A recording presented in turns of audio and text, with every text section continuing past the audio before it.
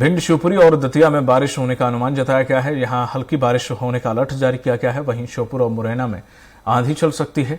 इधर बुधवार को सुबह सतना, रीवा, महर, मऊगंज, सीधी और सिंगरौली समेत 34 जिलों में कोहरा छाया रहा। भोपाल में सुबह से ही बादल छाए रहे। मौसम विभाग के मुताबिक अगले 2 दिन भोपाल, इंदौर, ग्वालियर समेत एमपी के आधे हिस्से में बारिश होने का अलर्ट है। 17 जनवरी से तेज ठंड का दौर फिर से शुरू हो जाएगा। बारिश के दौरान गरज चमक की स्थिति भी बन सकती है।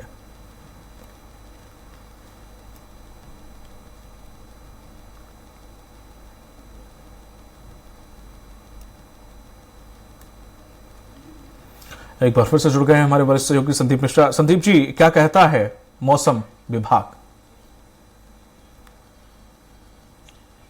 देखिए दीपक, जैसे हमारी बात हो रही थी कि मकर संक्रांति जो हमारी धार्मिक महापर्व है, त्योहार है, तो इस दौरान ठंड के आसार होते हैं और इस दौरान प्रदेश के और देश के अलग अलग हिस्सों में बारिश की उम्मीदें और ठंड की उम्मीदें ज्यादा होती हैं। तो वो चीजें देखने को मिल रही हैं। हालांकि भोपाल की अगर हम बात करते हैं तो भोपाल में कुछ टेम्परेचर बढ़ा है, यानी कि अगर हम कल की ही बात करें तो भोपाल में कुछ राहत भरी सांस लेने को मिली है।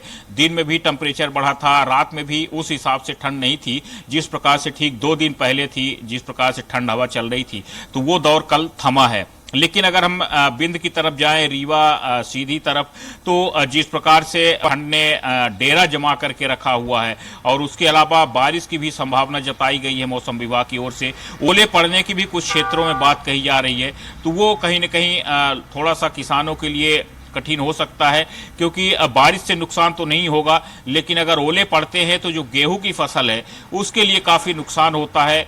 ओले पड़ने के कारण गेहूं की जो खड़े गेहूं की फसल होती है वो टूटती है, तो वो काफी नुकसान हो सकता है। ठंड के आसार, ओले अगर बढ़ेंगे तो ठंडी भी ज्यादा बढ़ जाएगी। तो फिलहाल करीब 5 से 10 जिलों में मौसम विभाग ने बारिश की संभावना जताई है। उसके अलावा ठंड भी बढ़ने की बात कही जा रही है और ये सिलसिला अगले 2-4 दिनों तक चल सकता है।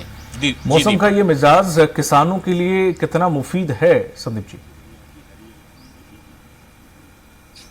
दीपक, देखिए, अगर मौसम के मिजाज की हम बात करें तो अगर ओले नहीं पड़ते हैं, बारिश होती है, तो किसानों के लिए अमृत है।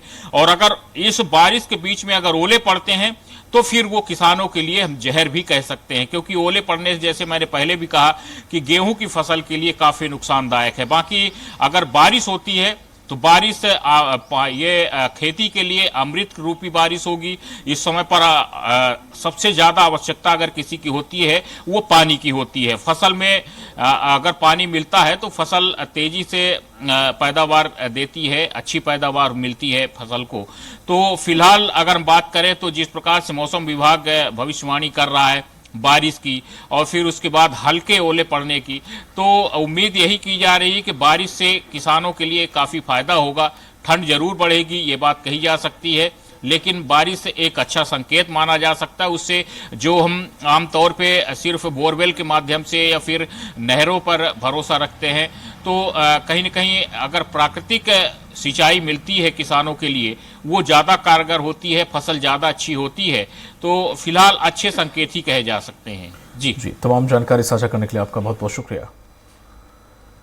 तो जिस तरह से मध्य प्रदेश में मौसम का मिजाज थोड़ा बदला हुआ है, कुछ जिलों में बारिश होने की संभावना जताई गई है। हालांकि किसानों के लिए फिलहाल अगर ओले नहीं गिरे तो ये मौसम उनकी फसलों के लिए काफी मुफीद है।